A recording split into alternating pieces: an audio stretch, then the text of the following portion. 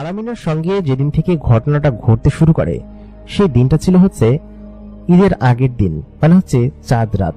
ঈদের আগের দিন সাধারণত গ্রামে ঢাকা শহর থেকে অনেক মানুষ আসে, যার কারণে আলামিন এই সুযোগটাকেই প্রত্যেক ঈদে কাজে লাগায়। গত কোরবানির ঈদেও সে ভালো টাকায় কামিয়েছে এই কাজ করে। ঈদের আগে এবং ঈদের পরে সে বেশি করে ভ্যান চালায়, এতে করে বেশ ভালো টাকা পয়সাই সে গোছাতে পারে। গত ঈদের টাকা দিয়ে সে তার ঘরের চাল সারিয়েছে এবং ঘরটাকে মেরামত করেছে। এবারের ঈদের টাকা দিয়ে সে ঘরটাকে একটু পাকা করবে বলে ভেবেছে। বেশ ভালো ইনকামই হয় তার। ঈদের আগের দিন, মানে যেদিন তার মূলত কি তার সঙ্গে ঘটনাটা ঘটা শুরু করে এবং তার ভাগ্য এমন ভাবে বদলে যায়, আসলেই অলৌকিক ব্যাপার ছাড়া আর কিছু না। আলামিন সেদিন রাতে বেশ গভীর রাত পর্যন্ত বাজারে যাত্রীদের জন্য অপেক্ষা করে। এক যাত্রী নামিয়ে দিয়ে এসে আবার বাজারে বসে ঢাকার বাসের অপেক্ষার জন্য।